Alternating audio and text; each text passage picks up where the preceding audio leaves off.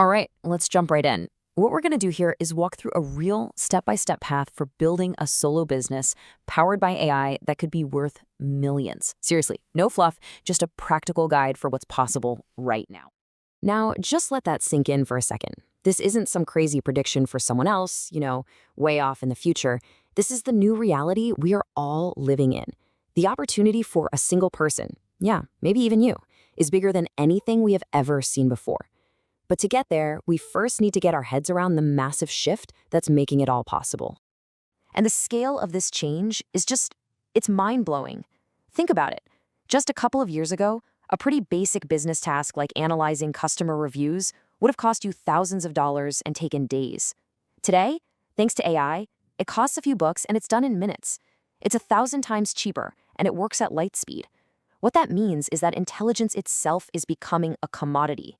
And look, that's amazing for people who know how to use it, and honestly, it's pretty terrifying for those who don't. So, here's our game plan. First, we're going to get the lay of the land in this new AI gold rush. Then, we'll get into something called the Founder's Triangle to help you find your million-dollar idea. After that, we'll talk about actually building your business with a cool framework called the Dream Machine. Then, we'll cover how to protect what you've built, your moats. And finally, we'll take on the biggest challenge of all, your own mindset. Okay, welcome to the AI Gold Rush. On this new high-stakes battlefield, your competition isn't just another company anymore.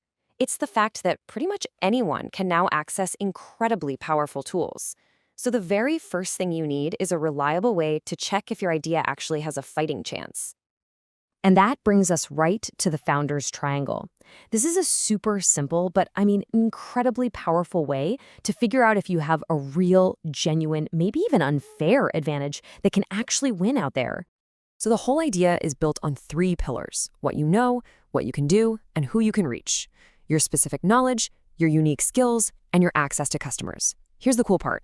If you have a really strong advantage in just one of these areas, you're already way ahead of the game. Let's break down exactly what that means. So you just ask yourself 3 questions. First, domain. Have you spent years deep in one industry? Do you know all the little problems and secrets that an outsider wouldn't? Second is depth. This is about your craft. What's that thing that to you feels like play, but to other people it's a total grind? And third, distribution. Do you have some kind of unique way to get in front of customers, like a big social following or a killer professional network? And here is a perfect example of this in the real world. Harvey AI, the founder, he was a lawyer, check, that's his domain expertise.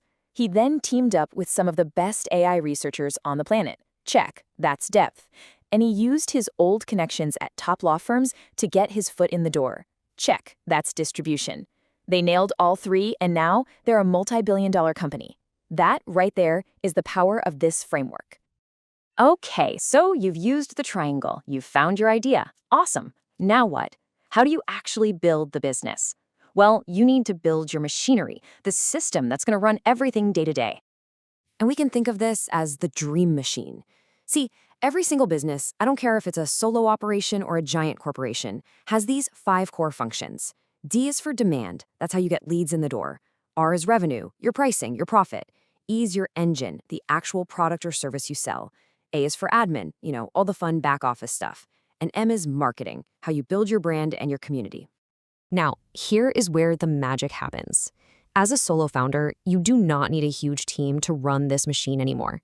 AI can be your co-pilot for pretty much all of it. In fact, look at this. More than half of small businesses are already using generative AI to help with these exact functions. This isn't science fiction, it's happening right now. I know, looking at all that can feel like a lot. It can be overwhelming. But listen, you don't climb Mount Everest by staring at the top. You just focus on that little patch of snow right in front of your feet. So here's my challenge for you. This week, just pick one recurring task in your dream machine and find an AI tool to automate it. That's it. That's your first step. Okay, you've got your idea, you've built the machine. But in a world where anyone can start a business this easily, the real trick isn't starting, it's staying in business. You have to build a moat around your castle to protect it. The classic story of Blockbuster and Netflix is the perfect lesson here.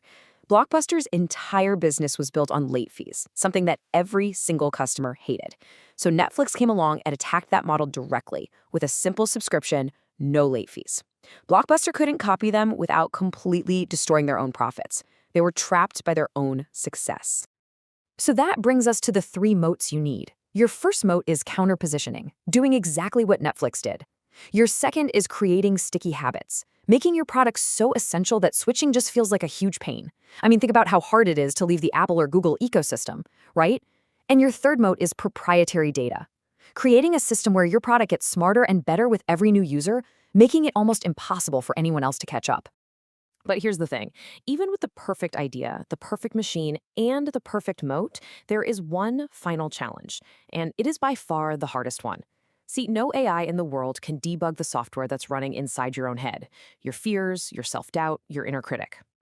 As AI starts to handle more and more of the technical stuff, what do you bring to the table?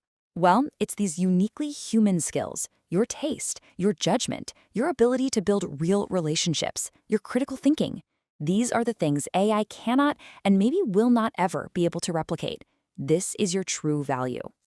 So the next time you're facing a big decision, a big risk, and you hear that little voice of doubt starting to creep in, I want you to ask yourself this one simple but incredibly powerful question. When I'm on my deathbed, looking back, what will I really regret more? The risk I took and failed, or the one I never took at all? That inner critic, its only job is to keep you safe. It will always, always push you towards the familiar path, which is almost always the path of regret over the path of risk.